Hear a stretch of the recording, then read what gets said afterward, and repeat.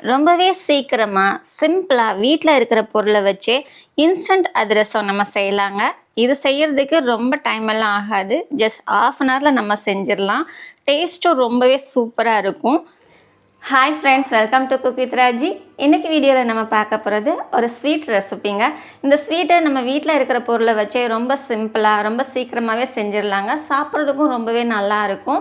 So இன்றைக்கி இந்த டேஸ்டியான ஸ்வீட் எப்படி பண்ணுறதுன்னு பார்க்கலாம். வீடியோக்குள்ளே போகிறதுக்கு முன்னாடி நீங்கள் நம்ம சேனலை சப்ஸ்கிரைப் பண்ணாமல் பார்த்துட்ருக்கிறீங்கன்னா குக் வித் ராஜி சேனலுக்கு சப்ஸ்கிரைப் பண்ணிக்கோங்க. அப்படியே வீடியோவுக்கு மறக்காமல் லைக் பண்ணிடுங்க. சரிங்களா? வாங்க வீடியோக்குள்ளே போகலாம்.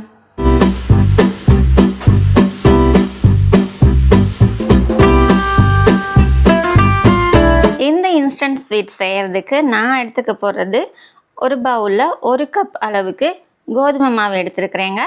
கோதுமை மாவு எடுத்த அதே கப்பில் 1 கப் அளவுக்கு அரிசி மாவு சேர்த்துக்கிறேன். இது கூடவே கொஞ்சமாக ஒரு பிஞ்ச் அளவுக்கு 1/4 ஸ்பூனுக்கும் கம்மியாக சால்ட்டு சேர்த்துக்கலாங்க. தூளுப்பு சேர்த்துக்கோங்க. சேர்த்துட்டு இது எல்லாத்தையும் நல்லா மிக்ஸ் பண்ணிடுங்க. பாருங்கள், இந்த மாதிரி உப்பு கோதுமை மாவு அரிசி மாவு எல்லாம் நல்லா ஒரே போல் ஒன்று போல் கலந்து வரணும். இந்த மாதிரி நல்லா கலந்து விட்டுக்கோங்க. இப்போ அடுப்பில் ஒரு பாத்திரத்தை வச்சுக்கலாம். இதில் நான் இன்றைக்கி 1 கப் கோதுமை மாவு 1 கப் அரிசி மாவுக்கு 1/4 கிலோ அளவுக்கு வெல்லம் எடுத்துருக்குறேங்க. 1 கப் அரிசி மாவு 1 கப் கோதுமை மாவுக்கு 1/4 கிலோ வெல்லம் எடுத்துருக்குறேன். இதை எடுத்துகிட்டு இது கூட கொஞ்சமாக தண்ணி சேர்த்துக்கலாங்க. வெல்லம் கரையிறதுக்கு நான் 1 டம்ளர் அளவுக்கு தண்ணி சேர்த்துக்கிறேன். நம்ம மாவு பிசைறதுக்கு எந்த அளவுக்கு தண்ணி தேவையோ அந்த அளவுக்கு வெல்லத்தில் தண்ணி சேர்த்துட்டு நல்லா வெல்லம் கரையிற வரைக்கும் கொதிக்க வச்சுக்கோங்க. இது பாகுபதம் வரணும்னு இல்லை, வெல்லம் நல்லா கரைஞ்சா போதுங்க.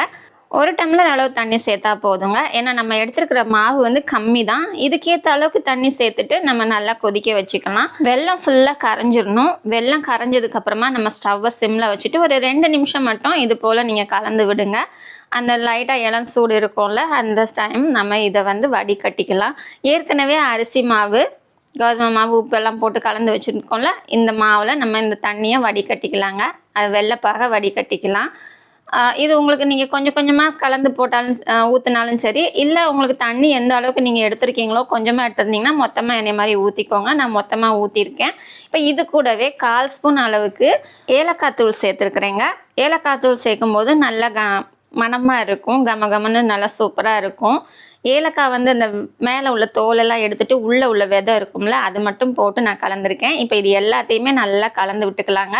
அந்த நம்ம வெள்ளைப்பாகு இருந்துச்சுல்ல, அது நல்லா ஃபுல்லாக எல்லா பக்கமும் எல்லா மாவுலையும் கலந்து வர்ற அளவுக்கு நல்லா கலந்து விட்டுக்கோங்க. பாருங்கள், நான் தண்ணி அதிகமாக ஊற்றின மாதிரி தெரிஞ்சது. ஆனால் 1 டம்ளர் தண்ணி தான் நான் வெள்ளத்தில் ஊற்றிருந்தேன். நான் வெள்ளத்துக்கு ஏற்ற மாதிரி ஒரே 1 டம்ளர் தண்ணி ஊற்றினதுனால நான் எடுத்த மாவு அளவுக்கு இது கரெக்டாக வந்திருக்குதுங்க. அதிகமாக தண்ணியும் சேர்க்கலை. அந்த வெள்ளைப்பாகு கரைச்சதோடு அப்படியே கலந்து விட்டுட்ருக்கிறேன். பாருங்கள் எவ்வளோ கரெக்டாக கலந்து வந்திருக்கு.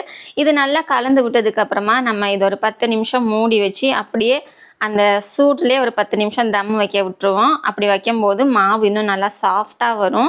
ஒரு 10 நிமிஷம் மூடி வச்சா போதுங்க. நம்ம சேர்த்துருக்குற அந்த வெள்ளைப்பாகு சூடாக இருக்கும்ல, அந்த சூட்லேயே ஒரு 10 நிமிஷம் நான் அதை மூடி வச்சுட்டு அப்புறமா ஓப்பன் பண்ணி எடுக்கலாம். இப்போ பாருங்கள் 10 நிமிஷம் ஆயிடுச்சு. இதுக்கப்புறம் நம்ம இதை ஓப்பன் பண்ணி பார்க்கும்போது அது நல்லா ஃபுல்லாக எல்லாமே சாஃப்டாக வந்திருக்கும். பாருங்கள் எந்த அளவுக்கு இருக்குது.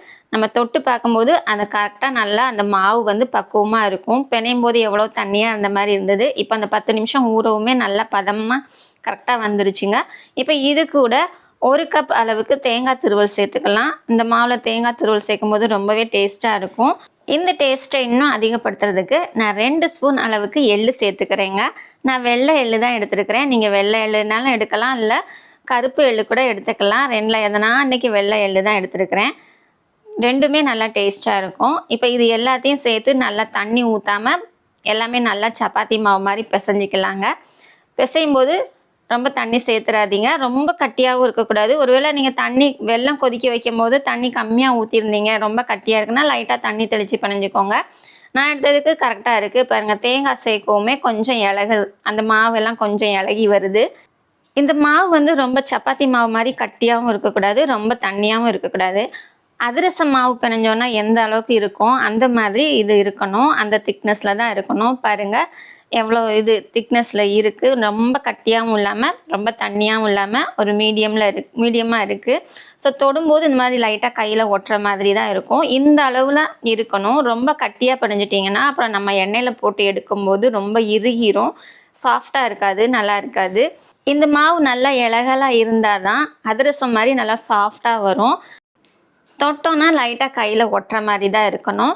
இப்போ இதை நம்ம மாவு பிசைஞ்சதுக்கப்புறம் உருண்டை பிடிச்சிக்கலாங்க. உருண்டை பிடிக்கிறதுக்கு நீங்கள் கையில் லைட்டாக எண்ணெய் தேய்ச்சிக்கோங்க.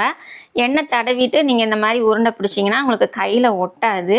உருண்டை பிடிச்சிட்டு நமக்கு எந்த ஷேப்பில் வேணுமோ அந்த ஷேப்பில் இப்படி தட்டி எடுத்துக்கலாங்க. ரொம்ப கனமாகவும் இல்லாமல் ரொம்ப லேசாகவும் இல்லாமல் மீடியமாக நீங்கள் தட்டி எடுத்துக்கோங்க. பாருங்கள், நான் ஒரு மீடியம் சைஸில் தான் அதை தட்டி எடுக்கிறேன். இந்த அளவுக்கு இருந்தால் போதுங்க. இது நமக்கு வேக வைக்கிறதுக்கு கரெக்டாக இருக்கும். இதே மாதிரியே நம்ம எல்லா மாவும் பிடிச்சி வச்சுக்கலாங்க. அதாவது உருண்டை பிடிச்சிட்டு இந்த மாதிரி தட்டி வச்சுக்கோங்க. நமக்கு எந்த ஷேப்பில் வேணுமோ அந்த ஷேப்பில். உங்களுக்கு அதிரசம் மாதிரியே வேணும்னா நீங்கள் நடுவில் ஓட்டை கூட போட்டுக்கலாம். நான் இன்றைக்கி அப்படியே ஓட்டை போடாமல் ப்ளைனாக தான் நான் தட்டி வச்சுருக்கிறேன். எல்லாத்தையும் இப்படி தட்டி வச்சதுக்கப்புறம் நம்ம இது ரொம்ப நேரம் வைக்கணும்னு இல்லை, உடனே நம்ம பொரிச்சு எடுக்க ஆரம்பிச்சிடலாம். ஸ்டவ்வில் ஒரு வடைச்சட்டி வச்சுட்டு இதில் பொரிக்கிறதுக்கு தேவையான அளவுக்கு எண்ணெய் சேர்த்துக்கலாங்க.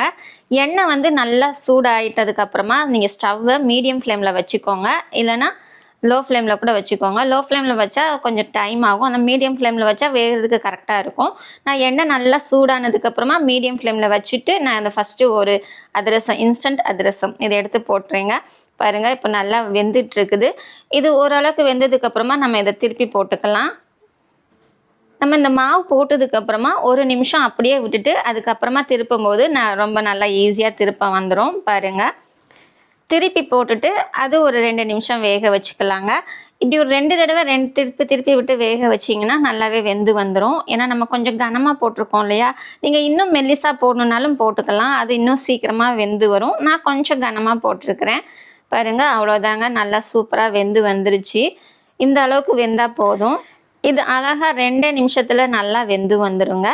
பாருங்கள், சூப்பராக வெந்து வந்துருச்சு. இப்போ நம்ம இதை எடுத்துகிட்டு லைட்டாக அந்த ஆயில் இருந்துச்சுன்னா அதை பிழிஞ்சு விட்டுட்டு எடுக்கலாங்க. ஆனால் எண்ணெய் வந்து இது ரொம்ப உரியாது, எண்ணெய் அந்த அளவுக்கு இழுக்காது. நம்ம அரிசி மாவு கோதுமை மாவு சேர்த்ததுனால எண்ணெய் கம்மியாக தான் உறிஞ்சும். பாருங்கள், எந்த அளவுக்கு நல்லா அழகாக வெந்து வந்திருக்கு. இதே மாதிரியே மற்றதையும் போட்டு எடுத்துக்கலாங்க. நான் முதல்ல போடும்போது ஒரு அதிரசம் மட்டும்தான் போட்டேன். ரெண்டாவதாக போடும்போது 2 பீஸ் போட்டிருக்கிறேங்க. பாருங்கள், ரெண்டும் நம்ம ஒன்றா போட்டு எடுக்கும்போது ரொம்ப லேட் ஆகும். இப்படி 2 போட்டு எடுத்தோன்னா இன்னும் ரொம்ப சீக்கிரமாக வெந்துடும். கொஞ்சம் பெரிய பாத்திரன்றதுனால நான் 2 போட்டு பொரிச்சு எடுத்துக்கிறேங்க. முதல்ல உங்களுக்கு பொரிச்சு காட்டுறதுக்காக ஒரு பீஸ் போட்டேன். இப்போ 2 சேர்த்து பொரிச்சு எடுத்துருக்கிறேன். இங்கே பாருங்கள், எவ்வளோ சூப்பராக வந்திருக்கு. இதே மாதிரியே நம்ம மற்றது எல்லாத்தையும் பொரிச்சு எடுத்துக்கலாங்க. இப்போ எல்லாமே சுட்டு முடிச்சாச்சுங்க. பாருங்கள், இன்ஸ்டன்ட் அதிரசம் ரெடி ஆகிடுச்சிங்க. இது பார்க்குறதுக்கு எந்த அளவுக்கு அழகாக இருக்கோ அதே அளவுக்கு சாப்பிட்றதுக்கும் செம்ம டேஸ்ட்டாக இருக்கும். பாருங்கள், மேலே நல்லா கிறிஸ்பியாக உள்ள சாஃப்டாக சூப்பராக இருக்குதுங்க. இப்போ இந்த ஸ்வீட்டை டேஸ்ட் பண்ணி பார்த்துடலாம்.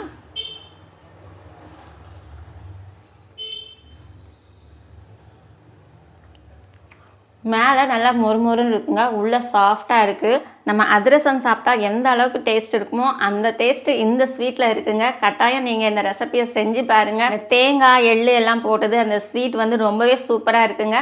அதிரசம் சாப்பிட்டா எந்த அளவுக்கு டேஸ்ட் இருக்குமோ அதே அளவுக்கு இதுலேயும் நல்லா டேஸ்ட் இருக்குது. ஒரு அதிரசம் சாப்பிட்ட எஃபெக்டில் தான் இருக்குது. இதை நம்ம அதிரசம், இன்ஸ்டன்ட் அதிரசம்னு கூட சொல்லலாம். அந்த அளவுக்கு நல்லா டேஸ்ட்டாக இருக்குதுங்க. இந்த ரெசிபியை நீங்களும் கட்டாயம் ட்ரை பண்ணி பாருங்கள், உங்களுக்கும் ரொம்ப பிடிக்கும். வீடியோ பிடிச்சிருந்தா வீடியோக்கு மறக்காமல் லைக் பண்ணிடுங்க. நம்ம சேனலில் என்ன சப்ஸ்கிரைப் பண்ணாமல் பார்த்துட்டு இருக்கிறீங்கன்னா குக் வித் ராஜி சேனலுக்கு சப்ஸ்கிரைப் பண்ணி உங்கள் சப்போர்ட் பண்ணுங்கள். சமையல் எதுவானாலும் ரசித்து சமைங்க, ருசித்து சாப்பிடுங்க. மறுபடியும் அடுத்த வீடியோவில் இன்னும் சூப்பரான ரெசிபியோட பார்க்குறேங்க. பாய்.